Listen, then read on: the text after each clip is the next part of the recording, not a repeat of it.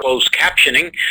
You may or may not need that service. However, the extraordinary benefit of that is that at the end of the presentation, you can simply go to that URL and hit print, and you'll have a complete transcript of everything that was said this afternoon. So because we had so much interaction this morning, I want to be quick about introductory comments, turn it over to Chief Sterling, who's going to walk us through FM certification. Over to you, Chief. All right, and once again, thank you for allowing me to give this briefing. Good morning, good afternoon to everybody, wherever you're at. We are going to obviously be discussing the FM certification program. I'm going to go through just some of the background real quick, and then we'll get into the nuts and bolts, kind of where we are in the process, and then get you through and give you a demonstration on the three-step process to get you specifically into the LMS and how you load your learning and eventually get yourself certified. So with that, today's agenda, again, I'm going to go over some background. We'll talk about where we've come. We've gone a lot in the last year. We've done a lot of work. We'll go over the 6 steps to get you to certification, and then we'll talk about some lessons learned that we've had as we've implemented commands and some insight that may help you get to where you need to be. So with that, the background of the certification program stems from public law back in 2012. Where Congress decided that if you work in financial management, you should be certified. With that, we had the FM Senior Working Group come up with 23 competencies that capture, if you work in financial management, the competencies that you should have. Now, that's not to say that you need all 23, but what that's suggesting is that if you work in financial management, some of the things that you do and some of the things that you need to be competent in will be captured under these 23 very general categories. So inside those competencies, there are 5 proficiency levels. The DoD program only uses 3. Those proficiency levels are 1, 3, and 5. I'll go into those a little bit. It gets a little confusing when I'm talking about certification levels and proficiency levels, but hopefully I'll be able to clear that up for you. They also thought that some leadership competencies should be included in the program, so you'll see some of that in each certification level. And really the takeaway from this slide is that unlike your CDFM and your other test-based certifications, this is course-based, which means you simply take courses. Once you've completed those courses, you have met the requirement for certification. There is no final test that you take to receive your certification, and once you receive it, you are just required to maintain it through CET completions. So with that, it affects probably most of the folks on the line today. If you are a DoD civilian in the 500 occupational series, if you are a DoD civilian who performs FM tasks but aren't necessarily identified in the 500 occupational series family, for many of our 343s and our 1515s and our RAs, this is the case. So for the Air Force, the tipping point, the real decision point, if you're not in the 500 series, is are you performing FM duties more than 50% of your standard workday? If you are, you probably should be considered for the program. Also, our military members, if you have a 6.5 or a 6F AFSC, you are included. And the big takeaway from this slide is there is no grandfathering. All of our folks will be required to not only complete FM certification, but maintain FM certification. So with that being said, all the positions, all the FM positions we have are certified either with a certification level 1, 2, or 3, depending on the position and the grades. And I'll get into those in a little bit.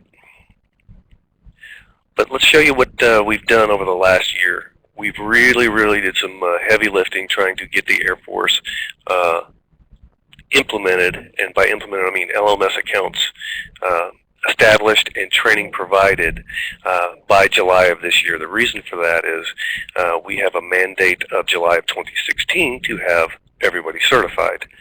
So we need 2 years to get you from point A to point B, and July of this year, just following next month, will be that 2-year window. So we want to get everybody trained, I should say training offered, and LMS accounts established, and you can see that of the 10,000 FMers we have, give or take, we're pretty darn close to reaching that goal.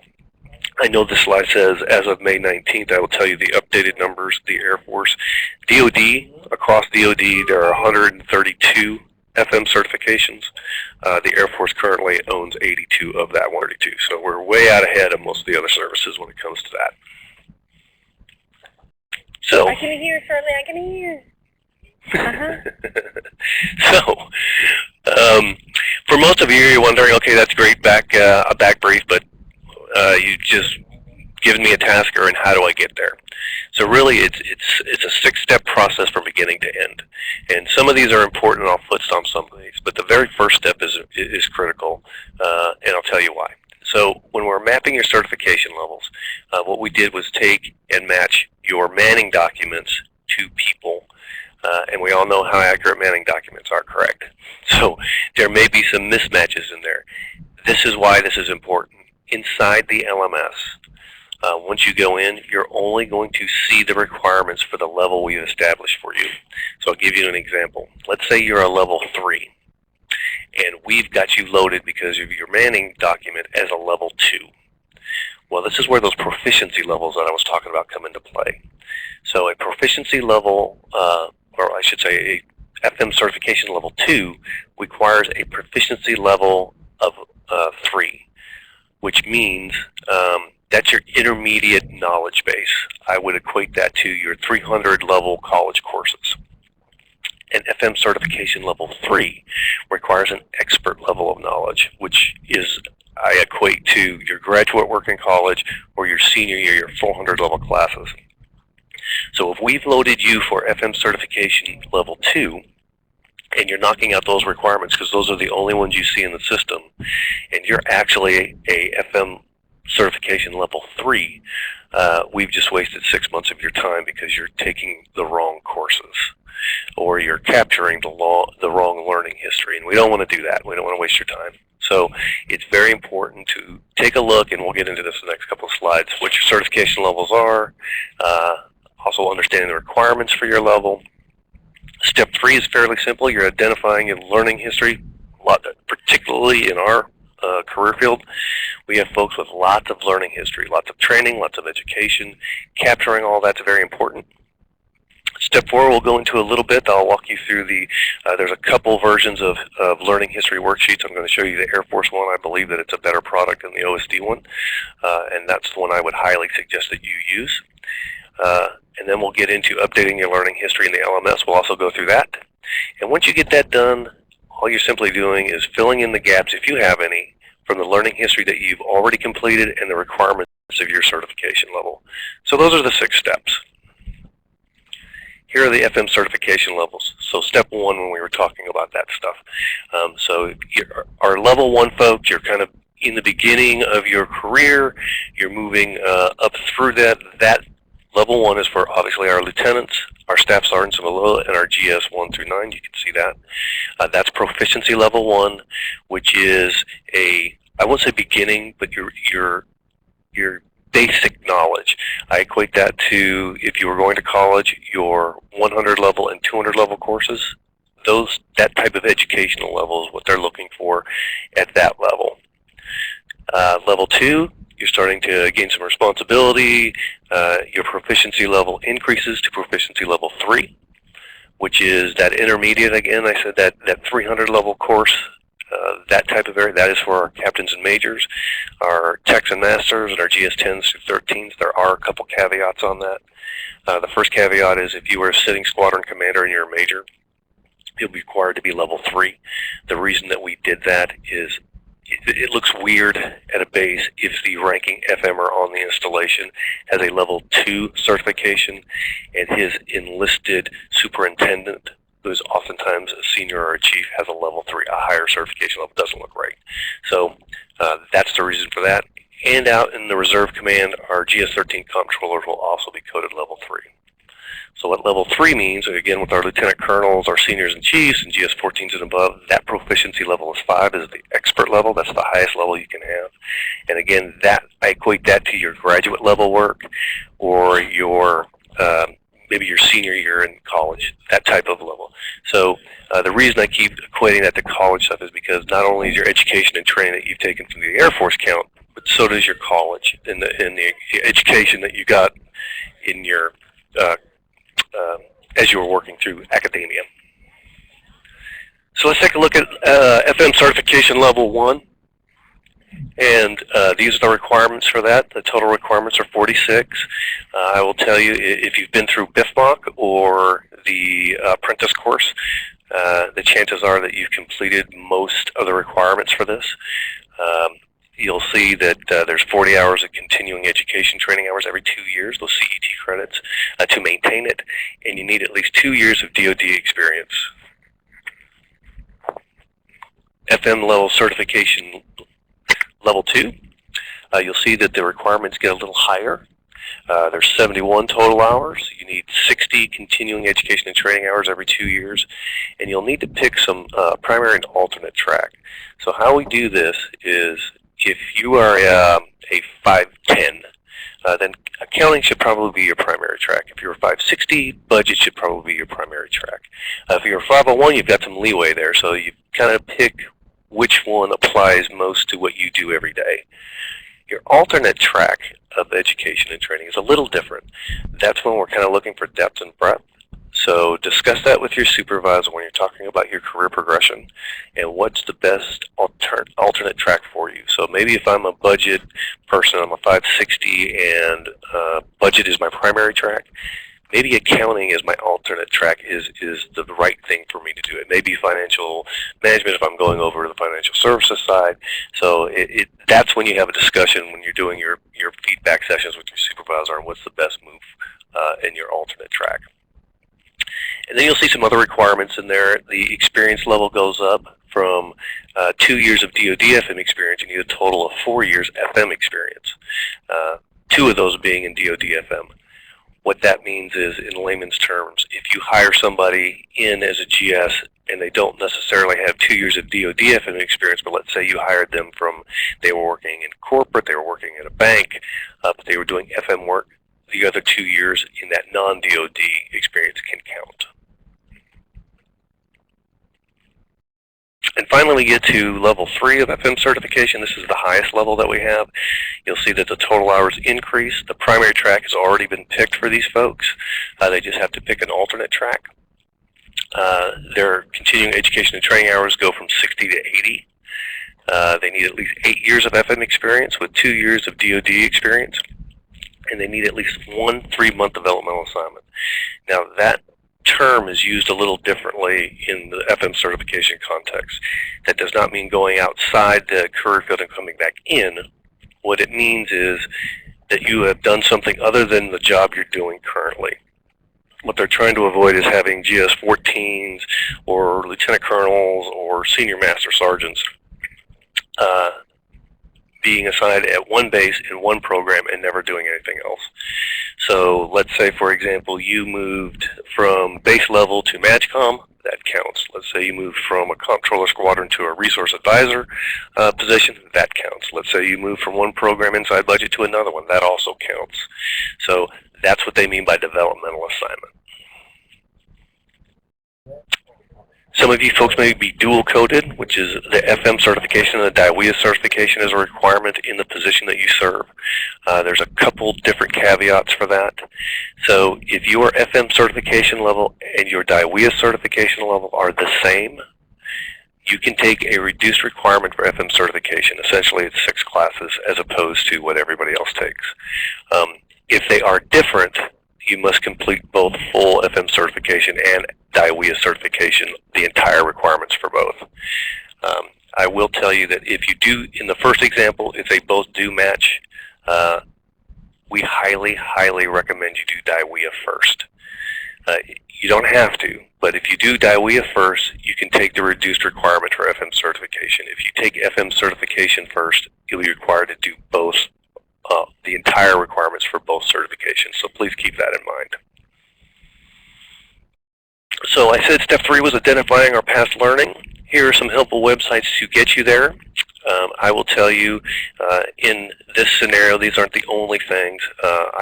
I will give you this example. If you cannot find some of the courses and some of the things that you did, your supervisor can do a memo for record that you both sign saying that I'll use myself as an example. The apprentice course. I'm a retired enlisted FMer. By default, and I've lost my certificate, Mr. Bick knows, he's my supervisor, he knows that in order to have retired as an enlisted FMer, I had to go do that course. So he knows that. We both do an MFR. I get credit for going to that course. That's kind of how that works. That MFR template is out on the FM Online website. You can simply pull that down and fill that out. And also don't forget your college transcripts, because as I said before, you get credit for the things you've done in college if you need it. So step 4, we're going to talk about capturing your learning history. There are several worksheets that are out there. OSD has one, but you have to fill that one in manually, and it doesn't pre-populate. The one that we're suggesting to use is the Air Force version, which is an Access database, and you'll see that the website down on the bottom of the slide here is where you can pull those down depending on what your level is. You can select your primary and alternate track. What's really nice, and I'll go through a walkthrough on this for you, but what's really nice about this one is you can kind of play with your alternate track to see where you get the best value for the courses that you've taken before you go into the LMS and start loading your history. So we'll go through that as soon as I get through the slides. This is just another show that when you align the courses that you've taken, you create a PDF, take that, and that is your checklist to get into the LMS. And at that point, you're simply doing data processing inside the LMS. And that's step 5.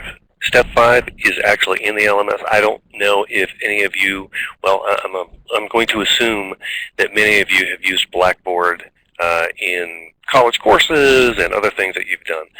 The OSD certification LMS, Blackboard is an LMS, so you probably will be familiar with kind of how it works. It does look a little different, but the recording logic is a 3-step process. And the easiest way for me to explain this in the terms that I understand is step 1, if you can just imagine, that's me telling my boss, and we'll use FEMSOC as an example. Step 1 is simply inside the LMS, I am telling my boss I went to FEMSOC. That's it. I'm not updating any documents. I'm not uploading any documents. I'm just recording that. I'm saying I went to FEMSOC. Step 2 is kind of my supervisor coming back to me and saying, prove it. So step 2, I'm going in and I'm uploading my certificate for FEMSOC. I'm uploading this document that says I went to FEMSOC. Step 3 is kind of the last part of that conversation where I'm saying, okay, I told you I went to FEMSOC, I showed you my document, now please approve me, and then your supervisor goes in and approves you. I will go in and show you that 3-step process inside the LMS, and you'll see it's not a simple process, but these 3 steps will keep you kind of keep your record clean, and you go through all the audits that you need to go through. I will tell you that step 3 is the only step that you need your user ID and PIN, so remember those. And step 2 is the only step that you need to upload documentation. You'll see when we get into the LMS, all 3 steps give you the option to upload documentation. The only one that you need to upload in is step 2. And then the final step again is just filling in your gaps. If you have gaps, go out, look for courses that are online, or if you're lucky enough to get an in-residence course that will take care of the gaps between what you've already learned and the requirements of the LMS. So that's your success step process. Now we're going to kind of go through the lessons learned. We've been doing this for a while now, and some things, some hiccups that we've had as far as the academic matrix, a scorecard that helps, and then we'll talk about the 3-step process again. We'll really beat that into you today. So the academic matrix is, I've mentioned previously that you can use your college education to meet some of these requirements under certain circumstances. So if you took college courses that align to a competency, and I'll show you an example of what I'm talking about, you can claim credit. OSD is very stringent on these because one academic course will knock out the entire competency. So they're pretty strict on this.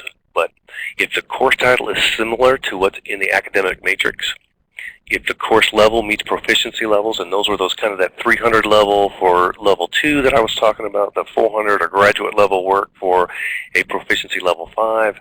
If they meet those, and if it meets, the course content meets the parameter of the competency, you can claim credit for that. Supervisors must ensure all those things are there.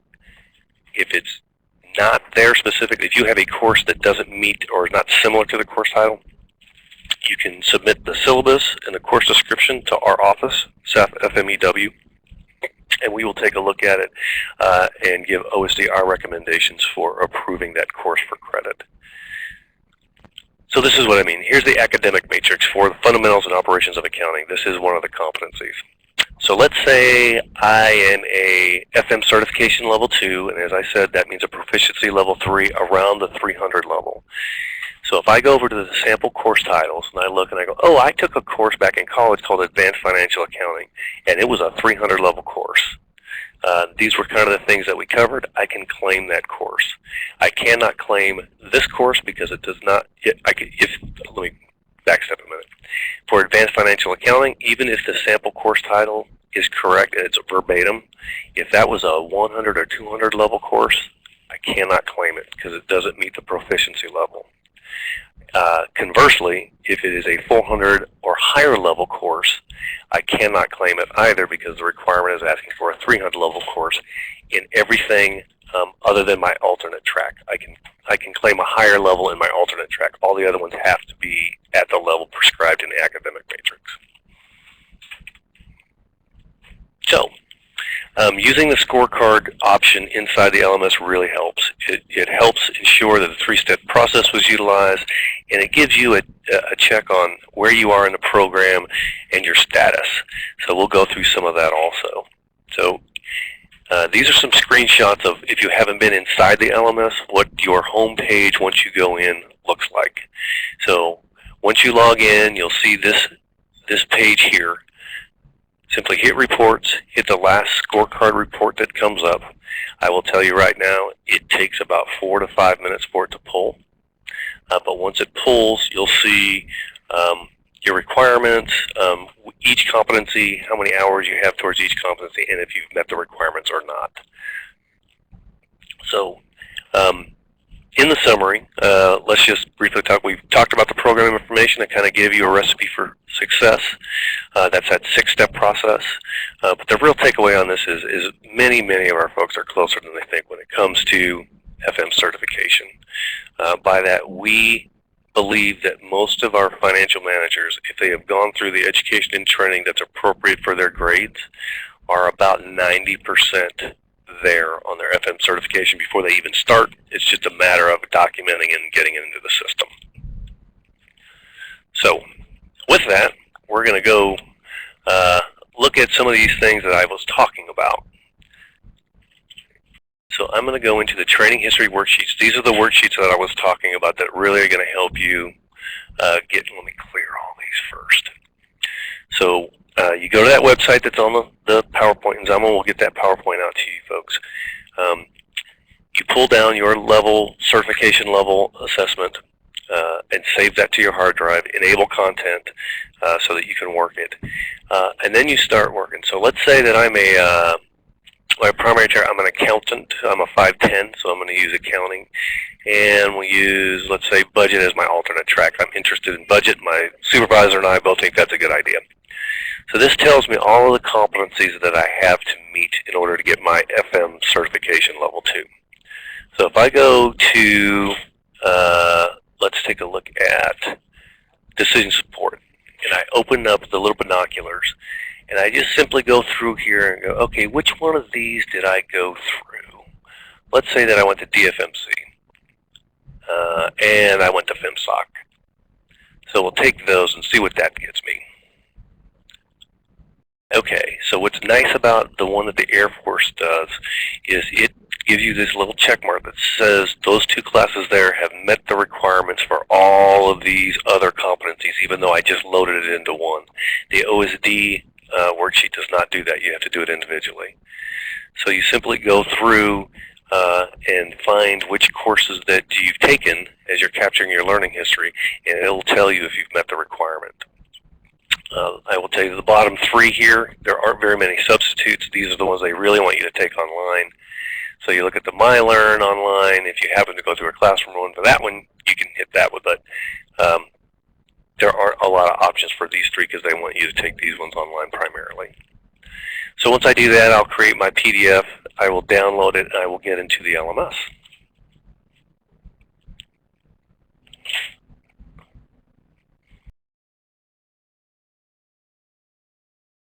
So this is the FM Online site. This is where your LMS link is. And I think almost everybody has an account by now. My account looks a little different than yours. I have some tabs than most of yours, I should say. But I have somebody here in the office, one of my colleagues, that allows me to use her account as we walk through the three-step process.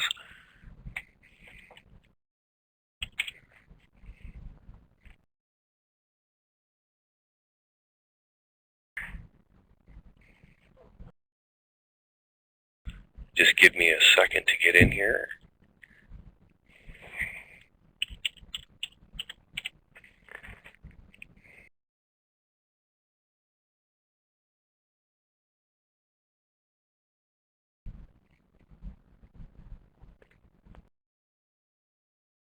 Okay, those first couple steps you will not have to do. That was just me getting in so that I'm pretending to be Ina Downey for those of you that know her. So when Ina gets in, this is when she gets into the system, this is what she sees.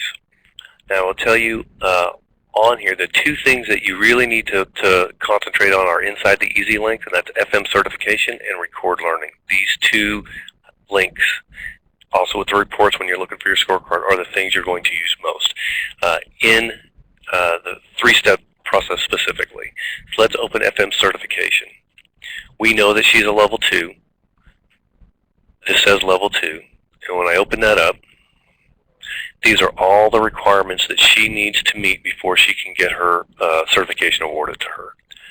So a little bit about what these say. So decision support, we'll use that one. The main header is step 1, essentially. This is Ina saying, I took this course. And if you hit the little tree next to it, it gives you every course that OSD offers, or the services offers, that provides some of that decision support training. You'll see at the top, these are the academic hours. If you had gone to the academic matrix and took a class that met that, you would use that as the course that you're mapping. So she goes through all of these things, and she finds, oh, I took that course, or I took that course. That's where you find all the courses that meet that requirement. This is the second step, step 2, which is the documentation, and that is asking for approval. So you see all 3 steps right there. So let's go home. Now Ina knows that she went to DDSC. So she's going to do step 1, which is her simply making the statement, I went to DDSC. So how she does that is she selects that course. You see a lot of blocks here. The only one that she needs to be concerned about is this one, which is 4 credit. She doesn't need comments. This orange here tells you that it's been successfully recorded. So let's go home. We'll go back into FM certification, back down to her requirements, and you'll see that green check mark. That means that that course had enough hours to meet the entire requirement. So she knows by that green check mark that she has said that she has met the requirements for that. She's simply stating a fact. I went to that class and it met the requirement. Step 2 is having to prove it. So if you go to the second link, the first blue link underneath that, and this is how I do it. You can just, if you can remember the name. I just do this because I don't remember titles very well. I copy the title. I go into Record Learning again. I paste that title. Hit Enter or Next, and you'll see Decision Support Achievement Documentation. This is my supervisor telling me to prove it. So I hit Complete for Credit.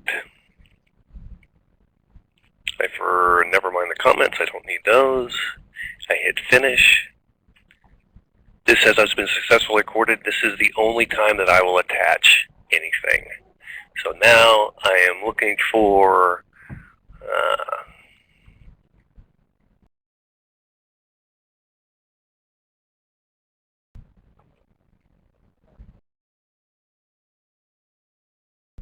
her documentation, which is her certificate from DDSC. It's uploaded successfully. I want to make sure that I did that right. So I go back to my home page. I go into FM certification. I hit FM certification level 2. Oh, there's my other green check mark, so I know I did it right. So that's step 1. I said I did it. I showed the documentation that I did it. Now I'm asking for approval, and I'm doing the exact same thing that I did in step 2. I'm copying the title.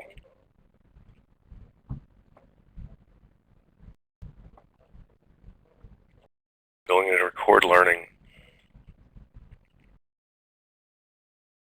Now you'll see 2 things pop up on this. One is the documentation that we already loaded, and this is the achievement. This is the only step that you need your user ID and your password. So I'm doing that for credit. Next. Finish.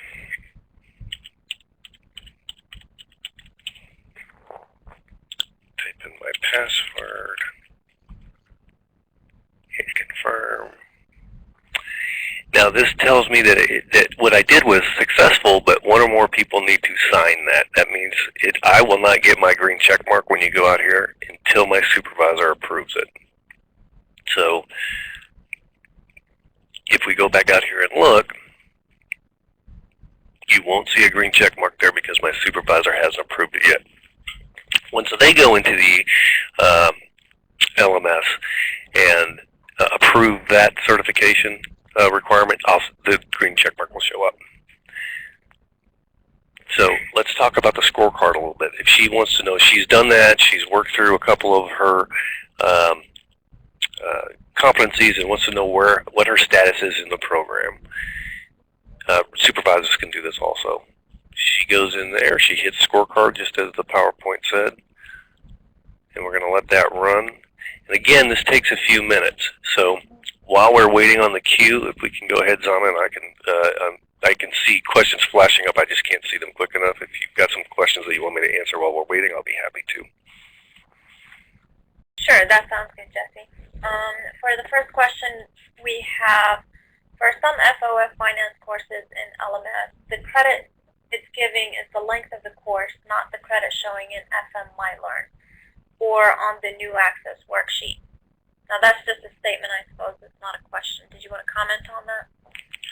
I'm not sure that I understand the question. So let me explain how the process works, and hopefully that will kind of clear things up.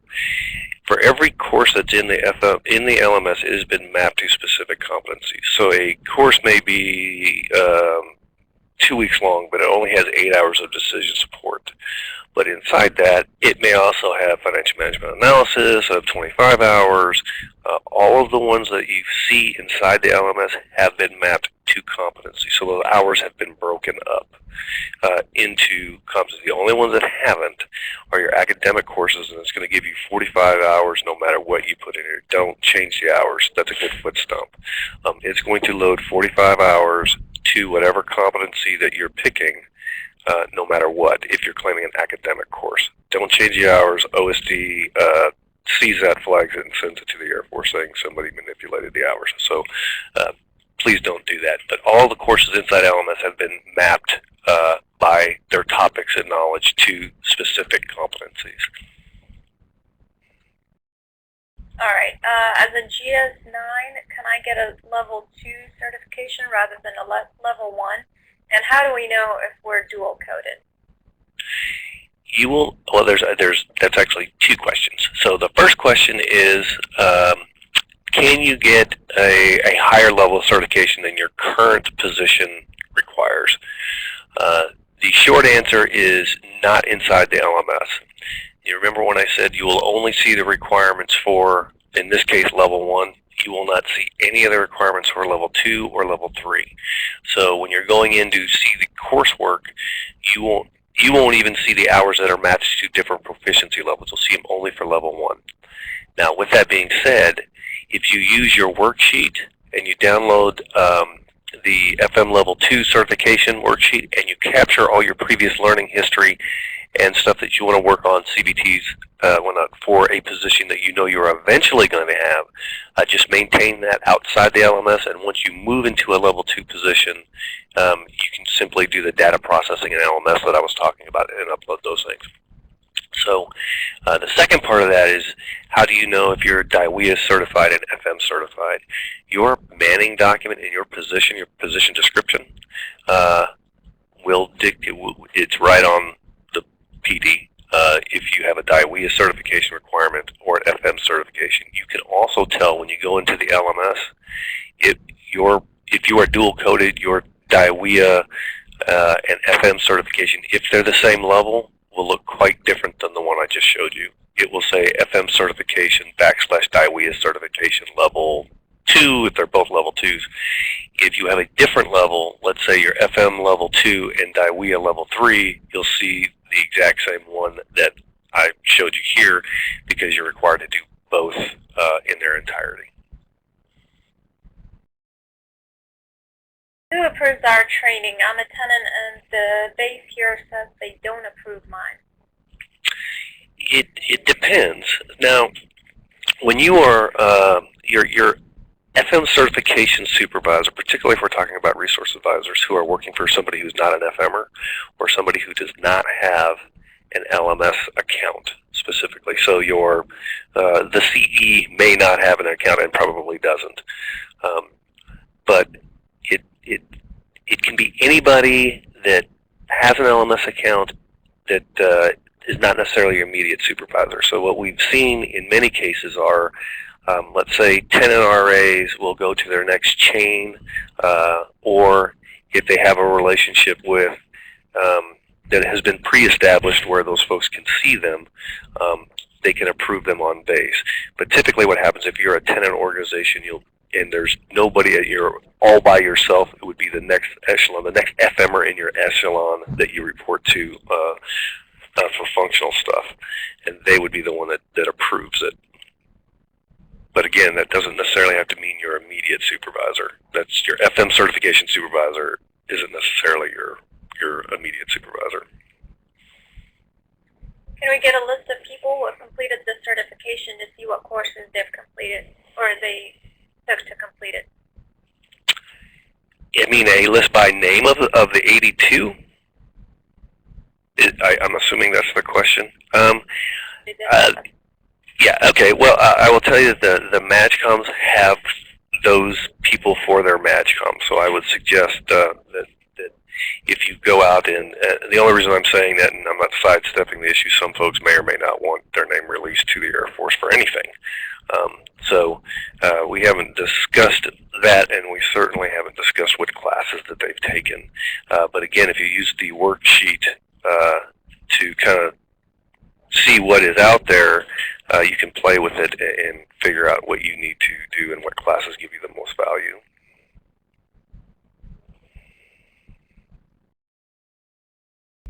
Okay, we have ACQ 101 shows financial concepts, policies, and principles, 2.5 hours, proficiency level 3 on FM Online. It does not show up on the FM certification worksheet. Which one is correct? Which certification worksheet are they looking at? That is a great question, Jesse. Yeah, so this is, if you don't see it in your level on your worksheet, it means that it's at a proficiency level that does not apply to you. So if I'm level 1, so if my FM certification level is 1, and that gives hours, 3.5 hours or whatever it was, at that proficiency level, and that proficiency level is 3, I will not see that course in my worksheet because it does not apply to me. Okay, our MatchCom POC stated we could claim a 400 by 500 series course for level 1 and 2. Is this not correct? Can you please clarify? Okay. It's yes and no. So for your primary track and all of those other requirements that you have to do, those basic requirements, you cannot use a higher course, not at this time. But in your alternate track, you can. So again, if I use the example that I'm a 560 accountant, or I'm sorry, a 560 budgeteer, in my primary track, I cannot use higher courses, and all of the decision support and FM systems and all those other requirements, I cannot use it. But if I selected accounting as my alternate track, I can use a 400 or 500 level course for that.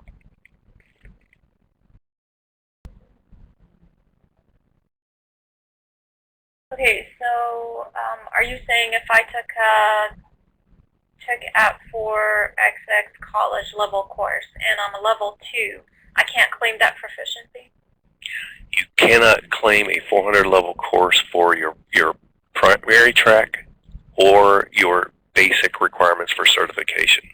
You can for your alternate track, but not for the other ones. I know it doesn't seem like it makes a lot of sense, but you can't have the certification is for that position, and that position is requiring a certain proficiency level.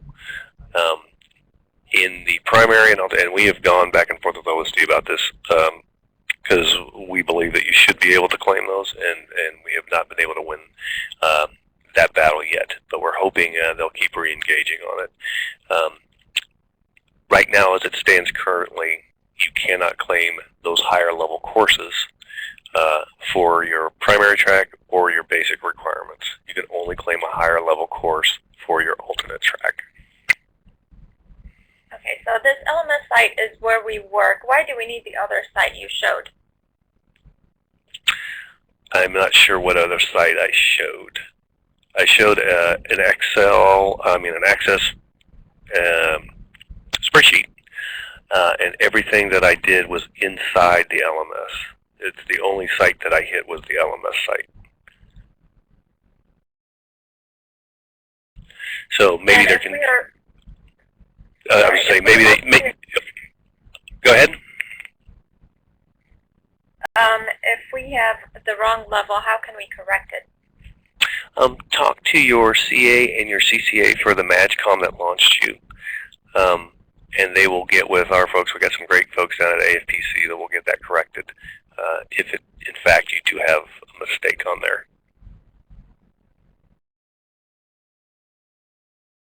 So let's take a look at this scorecard. This was the thing that I was talking about. So you can see that her completion status will tell her all of her competencies here.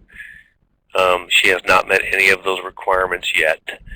She would have met this one as soon as her supervisor approves decision support achievement. She will have met that because she's got 10.5 hours just on that one course alone. But you'll see here as a supervisor, once they go in and approve, the supervisor is going to look at that and go, okay, she again told me she went to DDSC.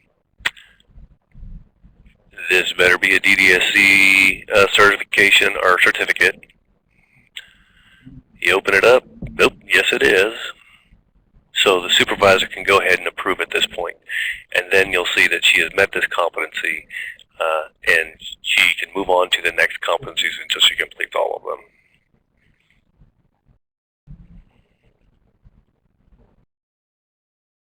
And I'll tell you for you supervisors out there, in case the question is out there, you'll see these alerts. These alerts will tell you as a supervisor that somebody that you are supervising has submitted something that needs to be approved. You can also go in here and that will show you the approvals, and you'll have some radio buttons to go into approve or disapprove. So with that, I guess we'll take some questions until we run out of time. How's that? We do that. That sounds good. We have a few folks asking about how they get access to the LMS. they don't have an account yet, or an email, a welcome email? Many of our folks, when they initially got launched, got a notification email. Now it's no longer required, and it may mean that they may have an account and not know it, I guess is what I'm saying. So if they don't have an account, or they don't believe they have an account, it really depends. Contact their MAGCOM point of contact on and who they fall under, and they can go into the system. Now, there are folks that have fallen out of the system for one reason or another, so we do have some folks that really do not have accounts that we need to try and capture. So if you're one of those folks, contact your MAGCOM POC, and they will, again, talk to those good folks at AFPC, and then we'll get an account established for you. I have a long question for you. What happens if I'm almost at level 2 certified, and then the position becomes an APDP position? Doesn't that mean I'll be doing double the amount of classes? There's no way for us to know when a position will become APDP coded. Well, here's how the DIWEA certifications work. They're a little different than the FM certifications. So FM certification was determined, that code and that position at the MAGCOM and higher level. DIWEA, although there's some certain parameters they have to meet, supervisors dictate which DIWEA certification is required. So it's a little different on how you get that DIWEA certification. I will tell you, it's a small amount of the community that has to have both. But if your supervisor is thinking that you need DIWEA certification based on some parameters that they've seen, I would have a discussion on them on when that updates into the PD, because if they're not the same, or you do FM certification first, then you're going to have to do the entire DIWEA no matter what. It's just a matter of how far along you are in FM certification if you just want to have to go ahead and knock that out. But the DIWEA certification requirements, there is no shortened version of that. You will have to take all of those in any scenario. Chief Roger Bick here. I think we've got time for one more question, and Ms. Alma's going to ask that to you right now. Okay, great. If you've taken the higher level course, isn't that imply that you have met the lower level proficiency? It depends on how you think of things. I tend to think that it has. But I also see the other point of view, which is saying, okay, so a level 3 proficiency level 5 is a strategic level competency. And I'll put this into some perspective. Let's say that you have an SES that their proficiency level is to do strategic communication and strategic planning and those things. That education level does not necessarily convert down to, let's say, a level 1, which is much more technical and on the tactical level. Sometimes those things don't mix. Just because you can do a higher level, you have a proficiency at a higher level, doesn't mean you meet the requirements of what's required at a lower level.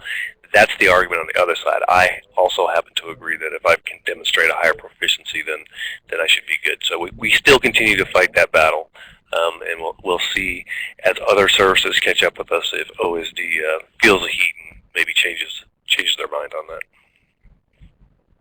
Well, Chief, thank you so much for the 2 presentations today. Combined, we've had a total of over 850 people online to get training for FM certification. Just a reminder, as we mentioned at the beginning, that if you want a complete transcript of this afternoon's, go on the closed captioning URL and hit print, and you get a complete a transcription of everything that was said.